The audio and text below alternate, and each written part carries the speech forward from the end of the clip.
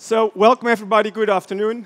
My name is Teun Dielesen, and in the next 10 minutes or so, I'll be taking you and giving you sort of an insight into the essence of the human element of hospitality. Because I truly believe that human interaction is key to building authentic relationships in leisure and hospitality. Well, like I said, my name is Teun Dielesen. I'm originally from the south of the Netherlands, and I currently work as a leisure strategist and leisure consultant for Diema Leisure.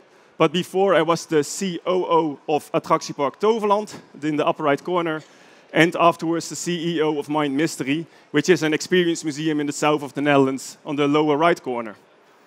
So, before we start, I would like to ask you a question. Ask yourself the question, what is my true competitive advantage? So in what way do I actually distinguish myself from my competitors? How do I separate, how do I differentiate myself? And I know that some of you might be tempted to say, for instance, it's my bedding that's my competitive advantage. Or it's my, I don't know, my location in the city center that's my competitive advantage. And you know, that's all true. These are all ways or elements, or call them like characteristics of your businesses in which you differentiate yourself from your competitors. However, I truly believe that true hospitality is delivered through human interaction. How many times are your guests checking out at your hotels or your places, your businesses, and are they telling, oh, I loved how you digitized the check-in process? Wow, you know, there probably are some people actually telling you that, but still, I truly believe that the difference is made in human interactions.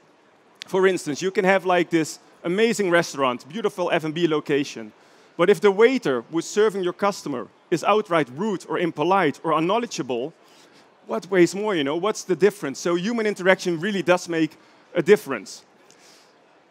Am I saying, therefore, that you should avoid disruptive new technology?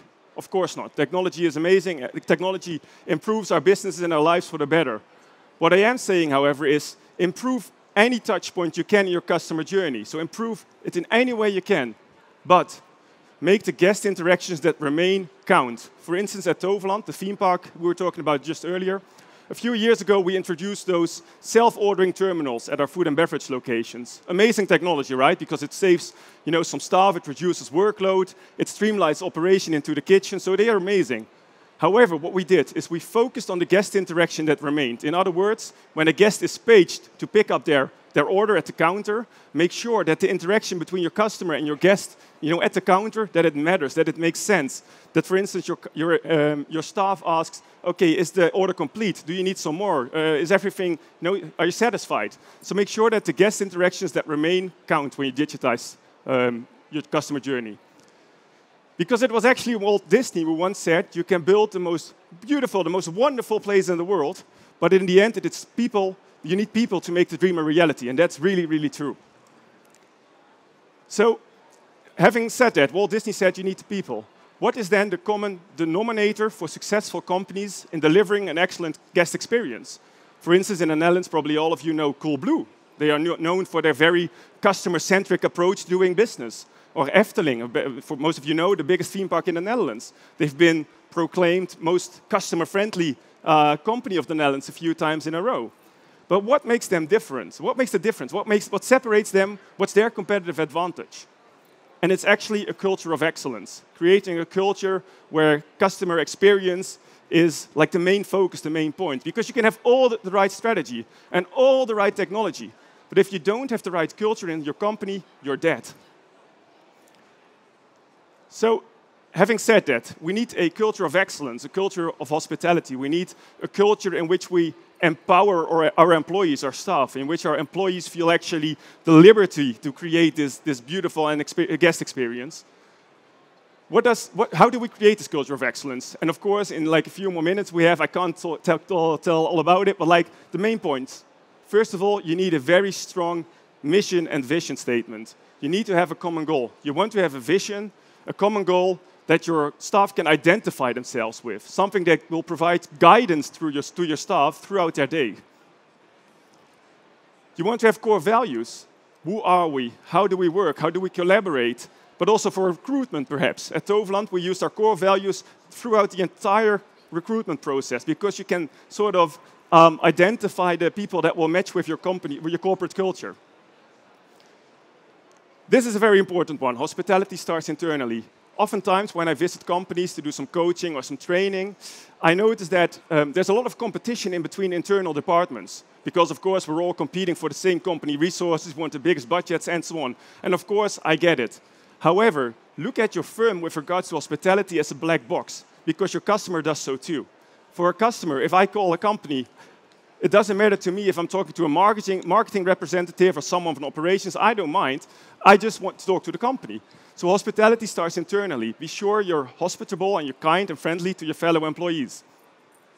And hospitable leadership. And this one is also very important because with regards to hospitality, we expect our employees, our staff to be very kind and very customer friendly. However, how can we expect our customers to, or our staff to be very, customer-centric if we're not showing them the right example, if we're not leading by example?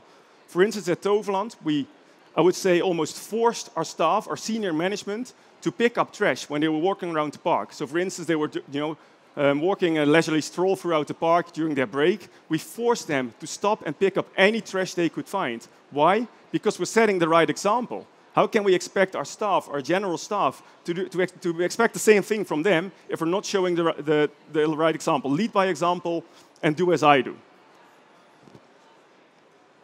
So a very quick case study with regards to Toverland, for instance. In 2017, we introduced a new vision. And it was magische gelukservaringen creëren, which basically literally translates to creating magical moments of happiness. And first of all, introducing a new vision is a lot of repetition. Repetition. You have to be very repetitive and almost, indoctrinate your staff with your new vision.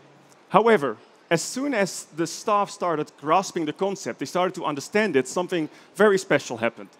First of all, what was very funny was sort of the dynamic between departments started changing. For instance, people in the food and beverage department actually started giving tips and tricks to people in the right operations department, for instance. And this was something I talked about, this internal hostility almost, that almost completely vanished, So people actually started working, collaborating better than they did before.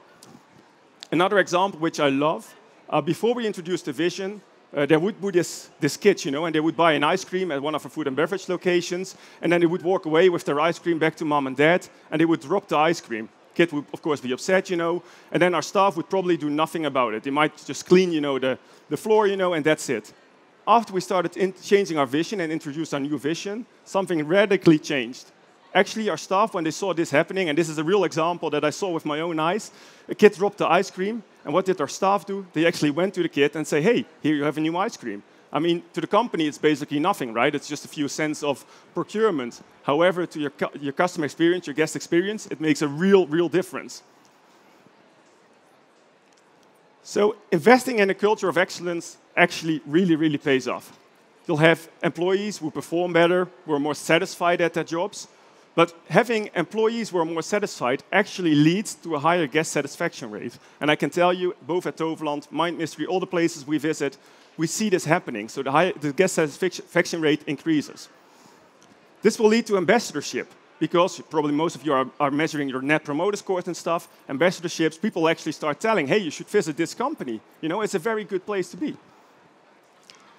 It will lead to higher return rates. Why bother looking for another hotel or another place to go if I know that the experience is very good at the other place? And that will lead to profitability, of course. So, very important. I really want to urge you to write this down or whatever.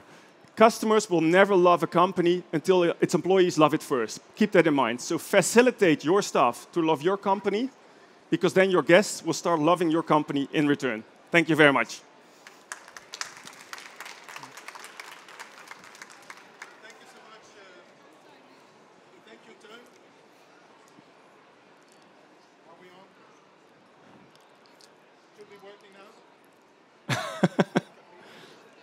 Is it? Yeah, it is. There we go. Yes. Thank you so much.